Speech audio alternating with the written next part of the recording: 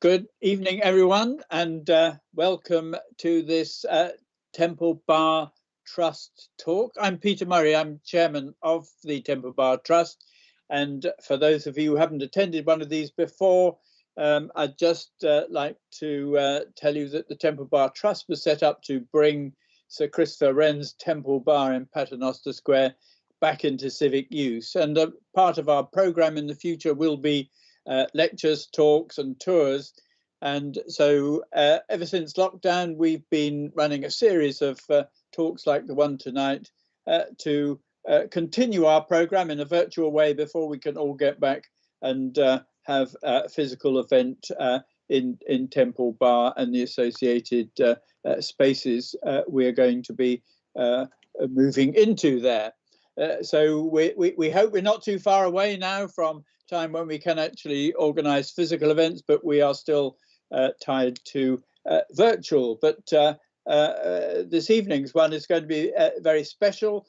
We have DaeWha Kang, who is a designer, artist and architect. He's worked around the world, trained at Princeton, but came to London, worked for Zaha Hadid, and now is in practice here and doing a range of very beautiful projects from churches in the city, and I'm sure he's going to be talking today about a wonderful installation in St Andrew Holborn, but also he's working out in Barking and Dagenham on the master plan for the centre there to regenerate the centre of Barking. So wide range of work, but all very, very elegant and exquisitely delivered. So I'm very much looking forward to looking at the range of your projects, DaeWha, and look forward to your talk. So over to you. Thank you very much, Peter. Yes, and thank you for everybody who's come today. Yes, as Peter said, I'll be talking a little bit about the work that we've done in St Andrew Holborn in City, which is Christopher Wren's largest parish church. But when we talk about design, I think, and particularly we're talking about a little bit about heritage today, I always like to begin with the beginnings, and for me that's really about a kind of personal introduction about myself and what's moved me as a designer, and hopefully that will give a bit of insight into the work. I was born in Korea, but when I was 2 years old, my parents went to America to study, and so I was actually raised in the Pacific Northwest and in Oregon, and this was really a childhood completely immersed in nature. 40 minutes from our home was the Pacific Ocean that you see here. I used to tell my friends that we used to spend our summers in Florence, Oregon, and the ocean so close, but then also the mountains 40 minutes away. And so throughout my childhood, I found myself really captivated by the beauty of nature, but it was a very specific kind of beauty. And I like to talk about it as a kind of intricate simplicity. There's so much richness of color, of texture, and of pattern in all of these natural forms that we'd find in the forest near my home. But at the same time, there is a very simple quality about all of that complexity that we see because of the very, very basic mathematical rules that govern the growth of all of those plants. And so that was something that had always really fascinated me from my childhood until today. At the same time, there was something about the scale of nature that really moved me. And this is in those mountains I was telling you about 40 minutes from my home in Clear Lake. And there's something about the scale of nature and the quality of that scale, that it can be grand and sublime in its own way. But because of the proportion and because of the kind of wholesome balance that you see here, there's a tranquility about it that belies its scale and its grandeur. And I like to call that as kind of sublime harmony. Peter mentioned that I started my studies at Princeton, and I studied architecture there. And after finishing, I had an opportunity to actually go to Korea to learn about my home culture. And having studied architecture, I was able to get scholarships to go and draw and photograph architecture there. But what I found was that even though I was really passionate about contemporary architecture, there was very little of the contemporary architecture that struck me as something rich to draw. And so I spent a lot of time in the Buddhist temples in those mountains in Korea. And I found that as long as you would offer to wake up at the same time as the monks at 3 in the morning and head down to follow them with their various activities, that they'd let you stay there for free and they'd feed you. And once they saw the drawings that I was preparing, they'd often introduce me to the next temple down the mountain range, and I could go from one to another, kind of hopping from one to the next. What really struck me, actually studying this vernacular kind of traditional architecture that I had not spent a lot of time to deeply engage with in my studies, was that intricate simplicity, actually, that I found in the detail and the form of that architecture. And just looking on the right-hand side at these detailed gongpo, these roof brackets that, from a technical point of view, carry the cantilever of that big, heavy roof, but from an artistic point of view, really echo the green of the pine needles that you see in the background, and the richness and the complexity of nature finds its way into the architecture.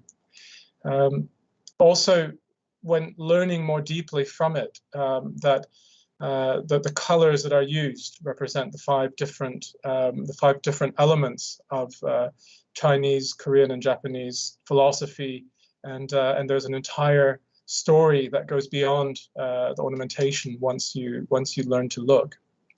You could see there in the red of those columns also echoing the red of the pine trees. So there was something fascinating about that. And also when you look at the stone foundations, somehow emerging directly from the ground and having realized that actually the stone was cut not very far away from the site, and therefore the color matches perfectly with the ground around.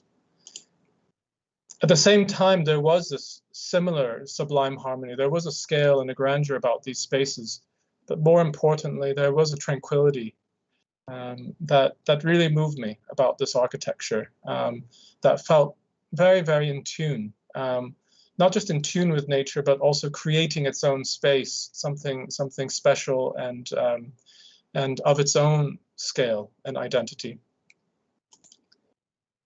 And so really the time spent in these buildings, and many of which were wooden structures that had been built 200, 300, even 500 years ago and carefully preserved, really made me wonder about what is it that creates this power of place?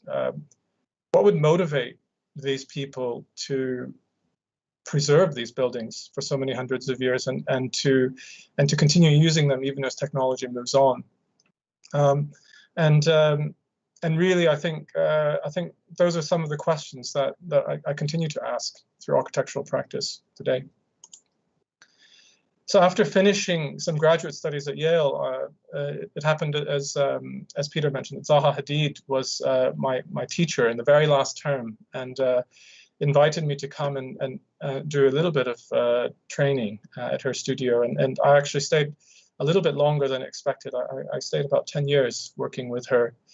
And in the kinds of work that we would pursue in our designs at the studio, there was also something about the scale and the organic kind of holistic quality that echoed the canyons you might see in nature, or crystalline forms that we would have found really in our study of various different aspects of nature as inspiration.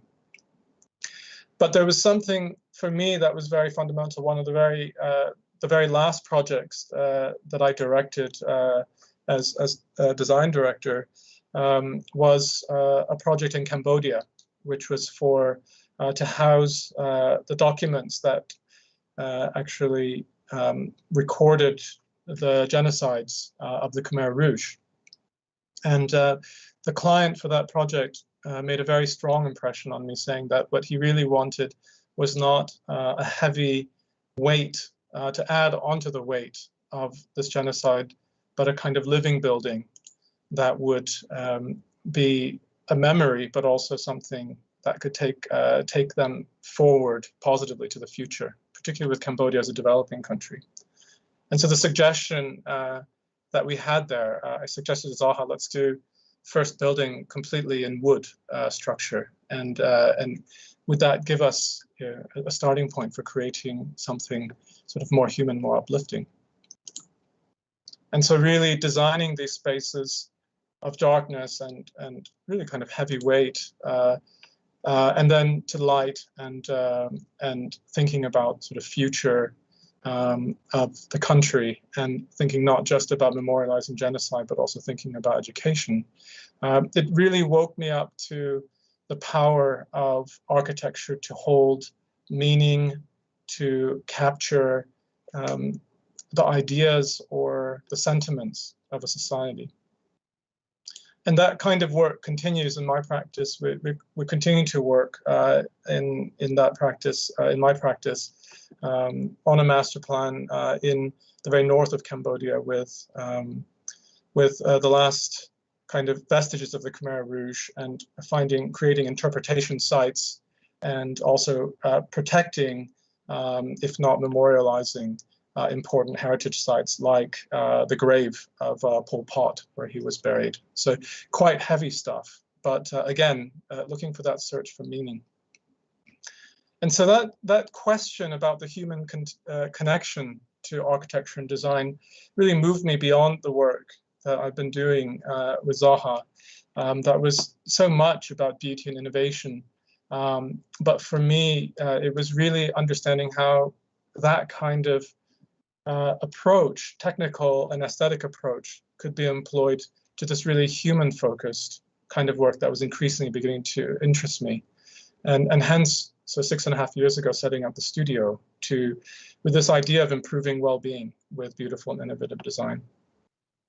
And some of those early projects, you see here a publishing house in Korea for a publisher who was creating biographies of the ordinary people who helped with the miracle of the extraordinary phenomenon of Korea rebuilding after the Korean War. The idea was to build the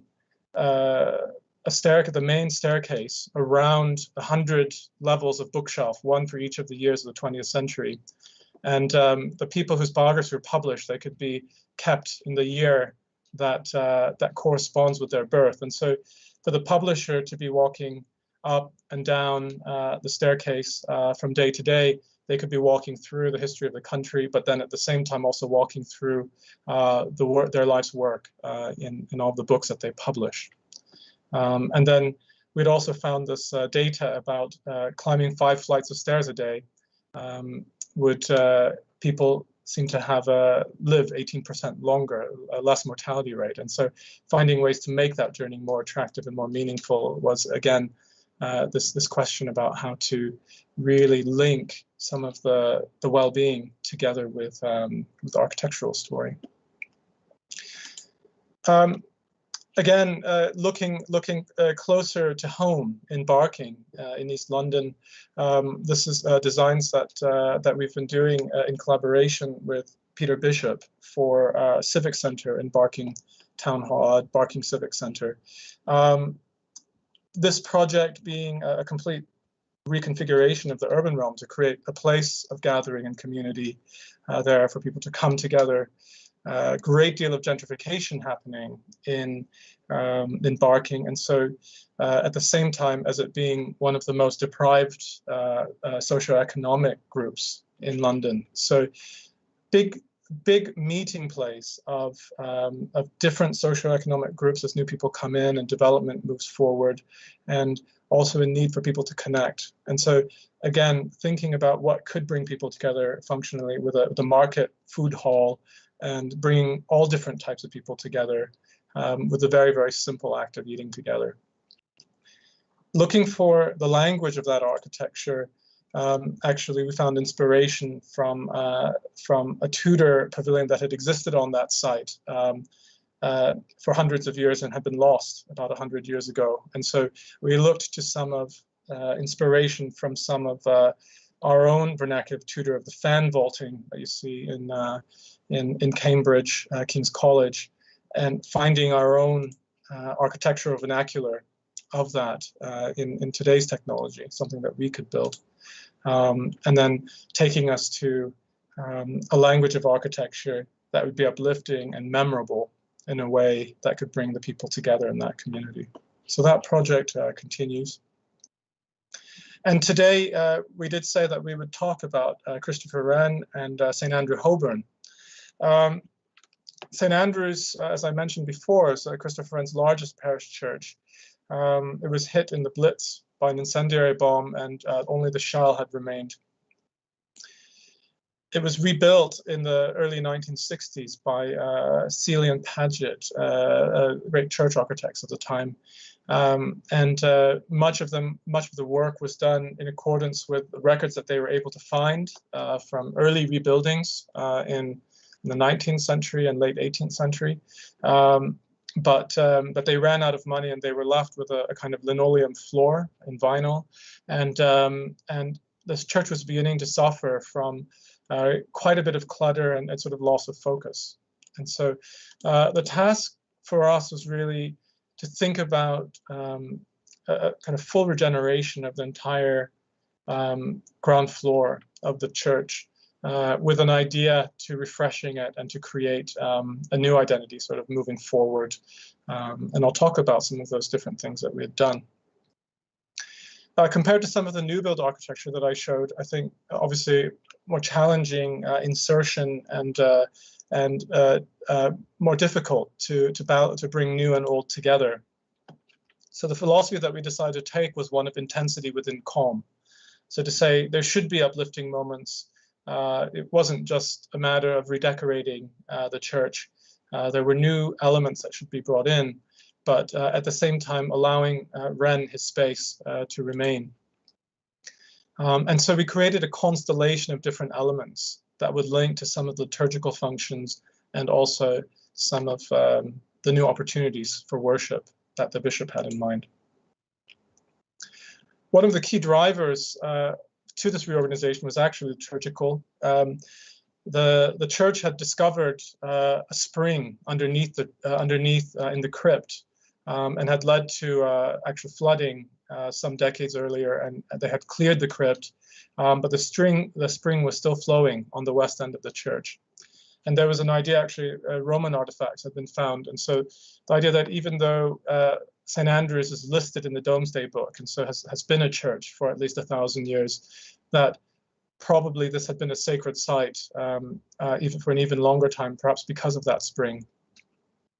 There was also an issue that there was a lack of focus in the church itself, and the bishop was very, very keen to bring the point of focus to the east end, where it really belongs from a liturgical and religious point of view. And so the idea of bringing more light and focus to the east and bringing water and the theme to the west led him to the idea of creating a baptistry at the west end, where we had previously had a lady chapel. So this idea of moving from water to light, again, creates a kind of anchoring structure for us in terms of our theme, with water, rebirth, Genesis, and baptistry all seem to work very well together. And then on the east, with the light, thinking about resurrection and revelation, creating this kind of axis, a movement through the church that we could then populate with individual objects and designs. So if we start really in what was the Lady Chapel here, where the water had been discovered, there was a bit of a hodgepodge of different elements that had been brought in over the time, and kind of lack of total focus.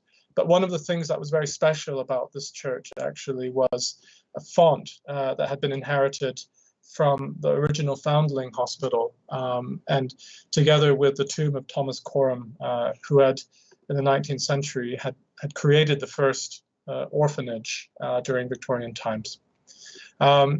the entire model for the care of at-risk children changed in the 20th century, moving from the Victorian orphanages to actually to foster care. And therefore, the Corham's Fields and the Foundling Hospital nearby was decommissioned at exactly the time when they were rebuilding St Andrews. And so we had this font, we had an organ casing that had been donated by George Frederick Handel to the Foundling Hospital to raise money for the project, and the tomb. And so we decided to bring that font here and give it a sort of pride of place, the central element, and then to create a baptistry with individual elements where we could remember Thomas Corham on the one hand, William Marsden, who had been inspired to set up the Royal Free Hospital, but when he found a woman dying on the steps of St Andrews many years ago, and then to have in the theme of parenting and children, Mary, and then with baptism, John the Baptist. So to create this kind of the structure around the font, and here you can get a feeling for how we've reconfigured that system. And then a little bit closer, where you can see we've actually brought the water from the spring and filtered it, and then brought it out here so it can be used directly for the baptisms in the font. And then you can see here for John and Mary for worship. Now, looking for the architecture, there were no records of what kind of patterns or floor or really specific designs that Wren had used in his adaptation of this building when he rebuilt it in the 1700s. So we took some of our inspiration from some of his work as a mathematician. Wren was really well known for some of his mathematical proofs, one of which was the hyperboloid function that you see here, and also cycloids and various other ones. And looking at those patterns, we actually found that we could adapt that hyperboloid pattern to the transition from the circle to the octagon to the rectangular form, and that found its way into the patternization of the floor. The entrance was also quite a big issue in this project. Through the years, Wren's original design had entrances off the north and south porches that you see here shown on the drawing. But in Victorian times, the viaduct came in, and it really created a problem for level access. And so over time, the main entrance of the church was shifting to the west end.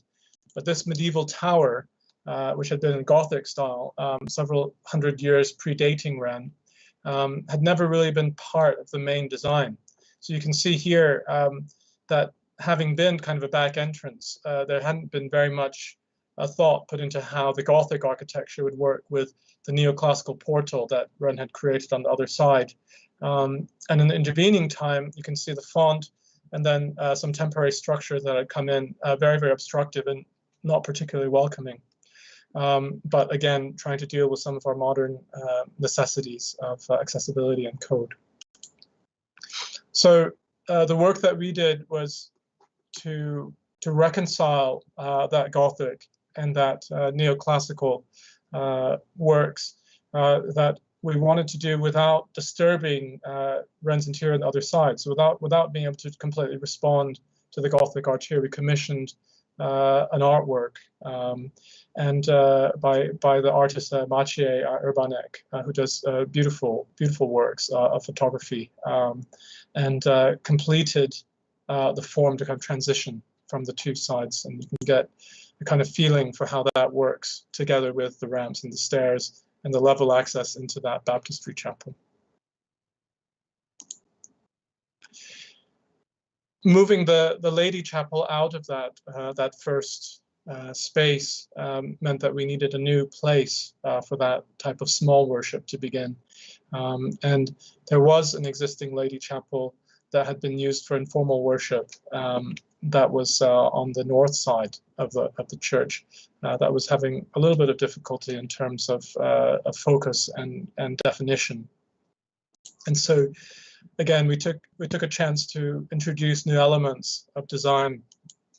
In this case, we were very much inspired by Wren's astronomical interests. Before he was famous as an architect, he'd actually made a name for himself as an astronomer, and we loved also this kind of loose link with Maria Stella Maris, Mary Star of the Sea, with St Andrew's being the fisherman, the patron saint of fishermen, and so bringing in some of those feelings of celestial harmony together with the kind of organic chaos of the sea.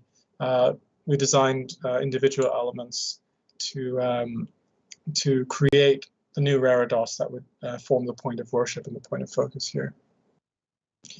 A lot of the work, as I said, that I've been doing with Zaha's was very focused on complex geometries and sort of rich, expressive forms. And I wanted to say a little bit about how we've been making a lot of these types of elements. And interesting that just around the way was the goldsmiths, and we had two talented silversmiths called Rupert Todd and Ben Ryan, who've been working for some time on combining digital techniques with traditional handcraft. And so for this 9-foot high reredos, they formed this out of pressed brass, and then we're 3D scanning it, and then they were taking our designs to use actually a large-scale robotic arm with water jet cutting to then to find the ways to create the designs with today's technology that we had made, and then going through a really elaborate and extensive process of hand working and hand polishing to ultimately take us to the final result that you see there. So there were a series of other points of intensity within that column. As I said, we had the font with its circular form. We had the Lady Chapel with the circle within the square, and looking again very constrained with the architecture on creating large spatial moves here, looking for how individual objects could still hold together as a holistic story. Looking at other elements, the tabernacle that had to be created for the altar, the sanctuary lamp as another element that needed to be built.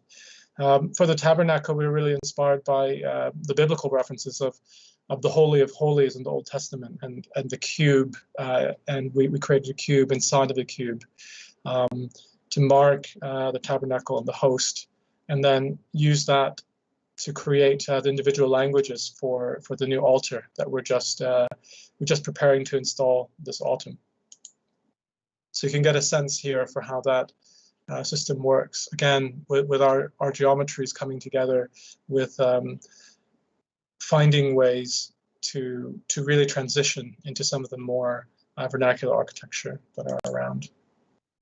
Here you can see the pure geometry of the drawing, and then the associate vicar opening the tabernacle to bring out the Blessed Sacrament.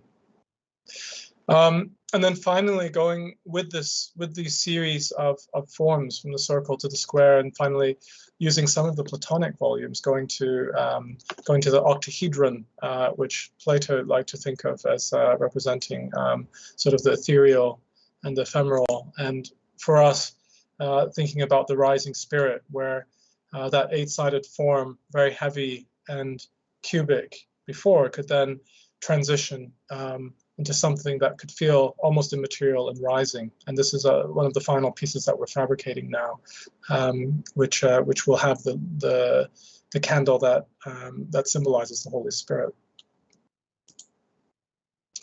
Finally speaking, just to talk about what brings everything together, and again, you can see the various different patterns that we talked about in the floor. And the floor was one major architectural element that needed to be developed. But again, this is really a kind of project for sensitivity and humility, I think, rather than brash moves. So we did bring in a completely new stone floor, but we aimed for something without having a real strong idea of what Wren would have had at the time, and also having the need for flexibility in today's use of these city churches with events as well as worship, looking for a way to kind of bridge the gap. We were very, very keen to use stone that came from Britain and locally sourced. And after looking in the Isle of Purbeck and finding that they didn't have the capacity for what we were looking for, we actually found our way to Derbyshire in the Midlands, and it found a quarry called Hopton Wood, which had been quarrying for many hundreds of years for some of the grandest 19th century homes, like Chatsworth House that you may know, for those of you who are design aficionados, and was used for a great deal of beautiful stone floors in Britain, but had come to fail over in the mid 20th century, around the time when St Andrews was bombed, because they couldn't justify the work economically. And so they'd been essentially blasting the stone quarry just to create as much gravel as they could. And most of this beautiful stone was actually just being used for concrete aggregate.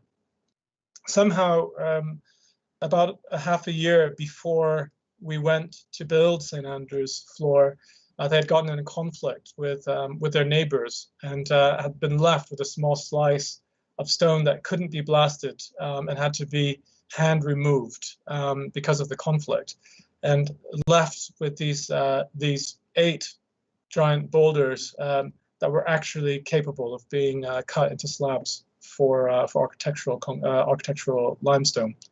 And so we went down and we managed to revive this quarry for one last architectural job. And you can see our lead architect there, Laura, and you can see here the quarry. And I think for me, all this work that we do with a lot of our complex geometries and the form finding that we do using a lot of digital techniques, there is something wonderful about going back into those large quarry, into the nature, and thinking about those long-term processes that there's millions of years that were taken to actually create and compress this stone, and particularly with limestone, the traces of those that you see in the fossils that are held inside. It really makes me think back actually to the scale and grandeur of my childhood in Oregon, and really looking actually at the calmness and tranquility of nature's architecture, and thinking to the kind of architecture that we are doing, and thinking about how we can create architecture that emerges from its place, that can have a kind of power and its own character, but can also have a feeling of belonging, and perhaps the kind of belonging that can last not just for 5, 10, or 20 years, but for 50 or 100 or 200 years. And perhaps those are the questions that I'm trying to ask myself and all of the designers and the engineers and technicians that we work with when we're creating our own architecture today. What would be the characteristics that would make that architecture worth preserving 100 or 200 or 300 years from now? I hope that we'll have another chance to speak in another context. We can talk more about some of the new build architecture that we do. We have some really interesting things coming forward in Westminster, in very, very contemporary architecture that we're building, that's sitting again in a historic context, that's a little bit more freeform, and perhaps would provoke again these kind of questions about longevity and the power of place. But I will close there. I see the timer says exactly 30 minutes, and that's what I promised. So thank you very much, Paul and Peter, for inviting me to speak today. And I guess to everyone who's here, I hope we've been able to raise a few questions for discussion. So thank you very much.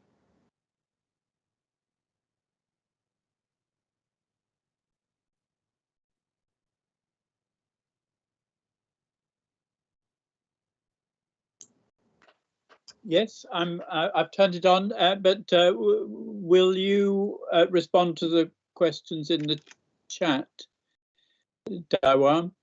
Yes, I do see one question actually from Paul. He said, the artistry in the making is extraordinary. How did you manage the process between client, craftsman, and designer, and any reflections? Yeah, I think it's a great question. One of the things that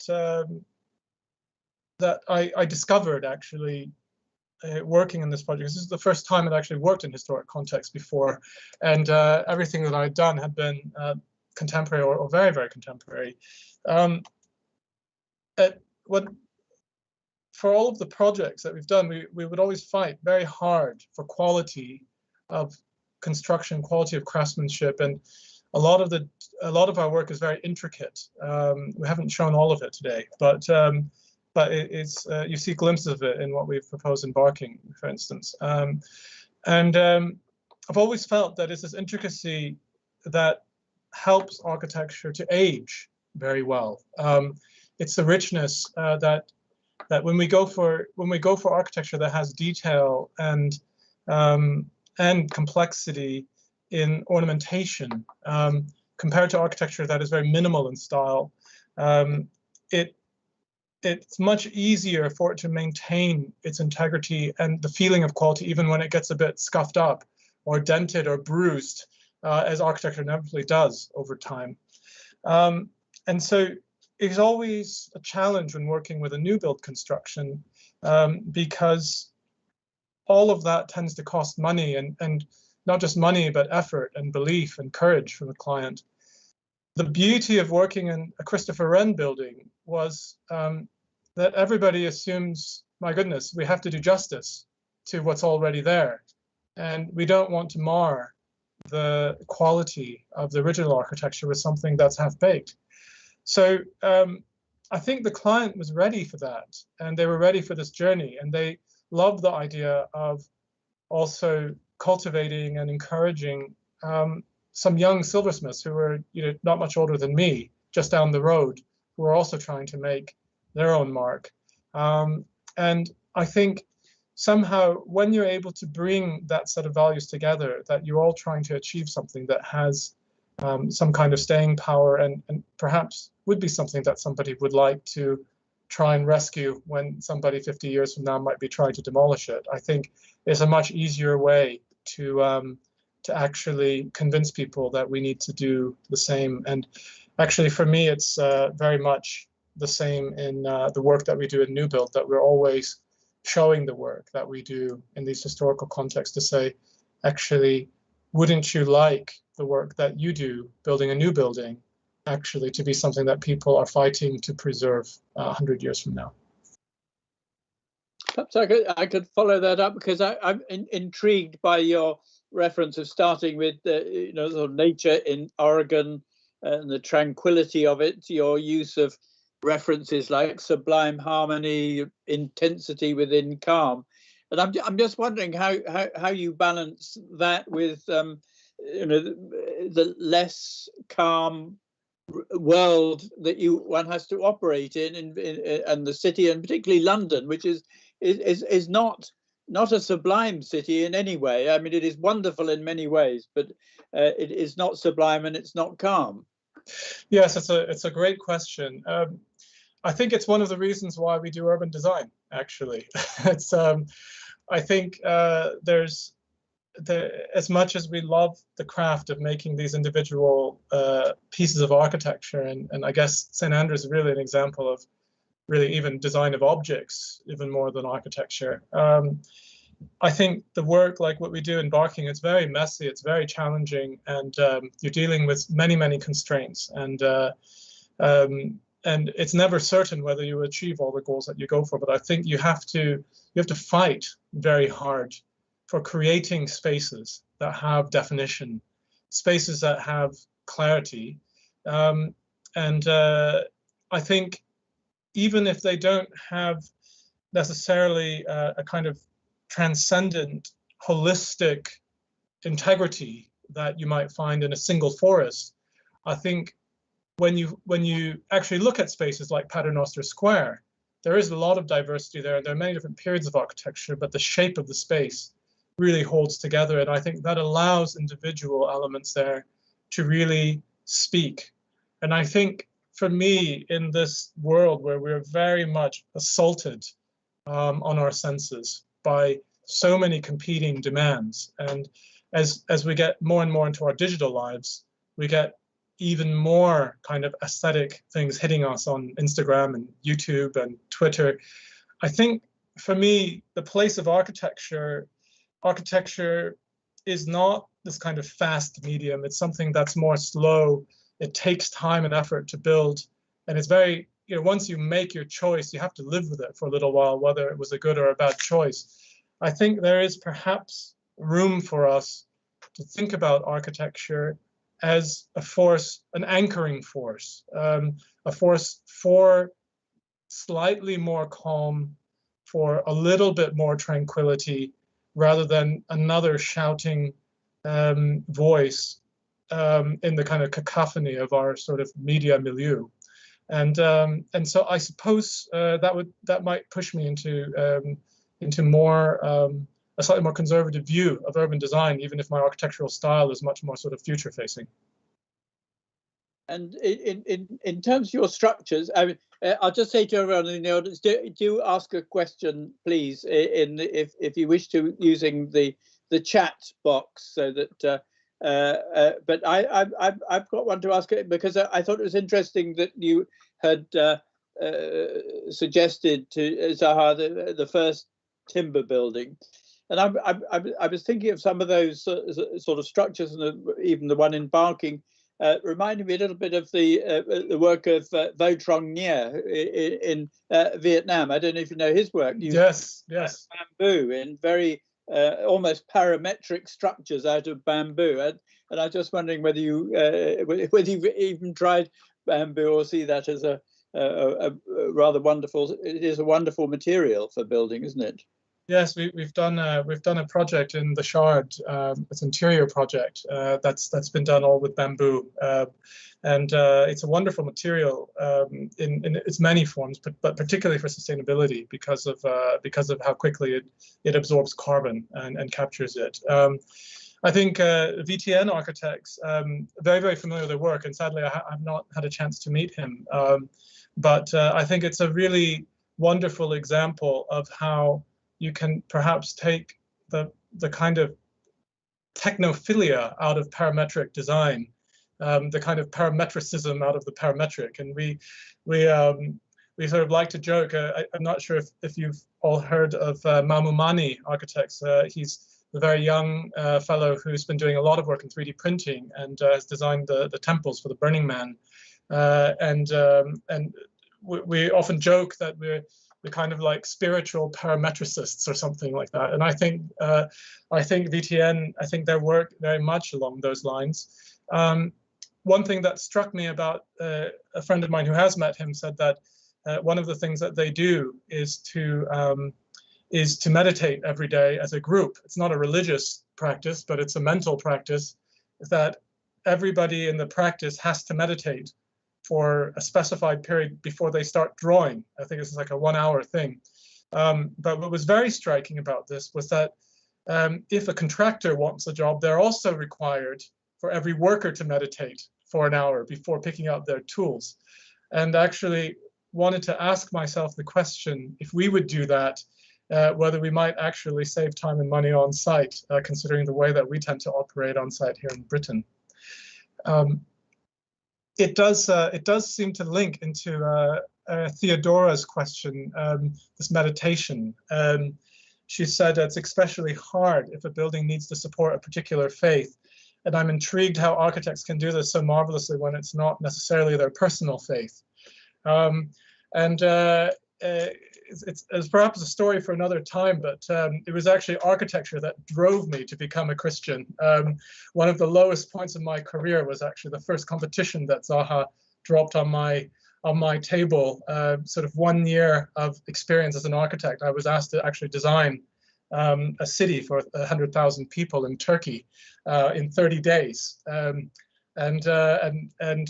Actually, in classic sort of mentorship form, she just assumed that I could do it, no matter how much I suggested that we'd get a better result if we had a little bit more help directing the design. She left me to dangle there to sort of crawl my way to the finish.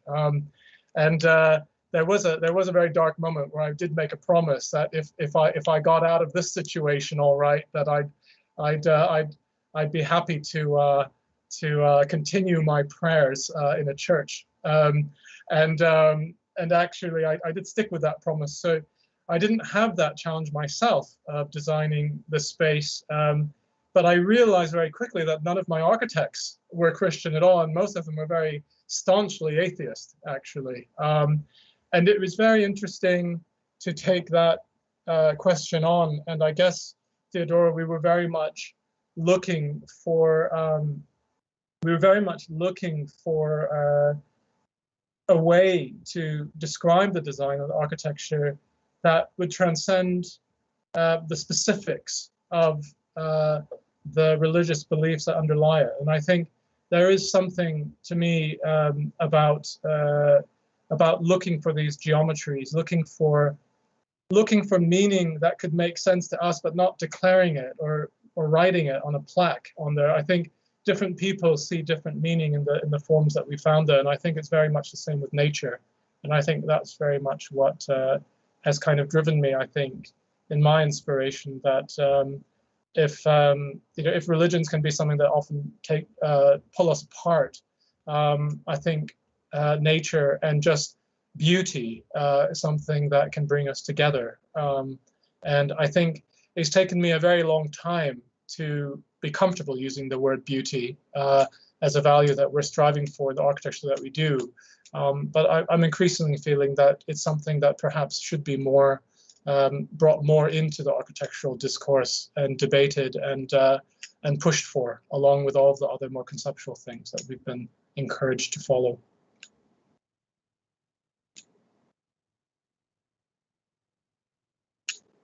I think there's a question from John there. What is it like introducing modern architecture while working with the DAC?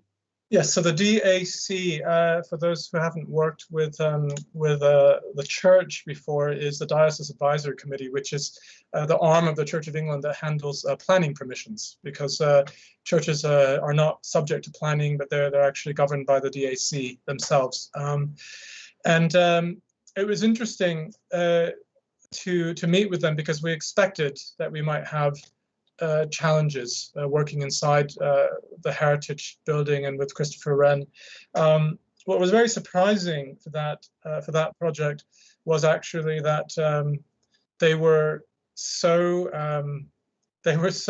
happy to see somebody who had a great deal of conviction about the designs that they were making, and even if they were contemporary, that we had a really, really careful and sensitive thought behind it. And so I was actually very surprised that they were pushing us to do everything that we suggested to them, and encouraging us and trying to find ways to help us along rather than to actually push back. And I guess that might be a question that I'd have for our host, who I know is a distinguished architectural critic.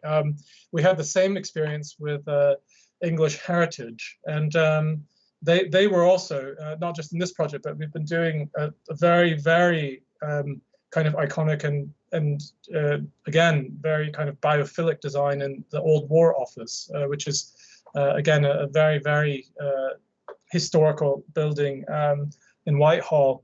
And we've had the same experience, that they've been incredibly supportive of these very contemporary additions. And we felt that it was perhaps because we're trying to respond to what's there to some degree, but also that we have such a degree of care, and perhaps it has something to do with looking for more universal aesthetics that come from nature. But I don't know if I'm going too far there. I'd be curious what you would say, Peter, about that, because it's difficult for an architect to comment on their own designs, really, in that regard. Yes.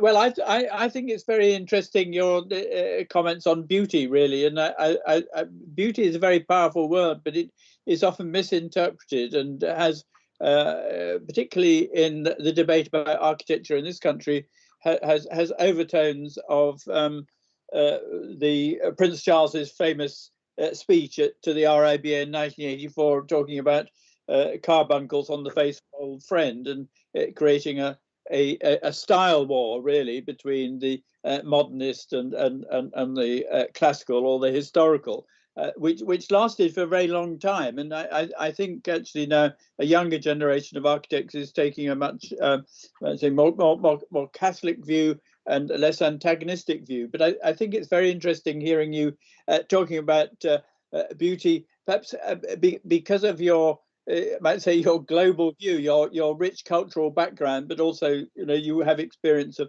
other places, not embedded in what sometimes is our rather stifling sort of cultural view of what beauty is about. And the fact that the Robert Jenrick, as Secretary of State for the environment, was really produced a report which I think initially set out with chaired by Roger Scruton to be something that would return architecture to its sort of classical, historical, and in their view, rightful place.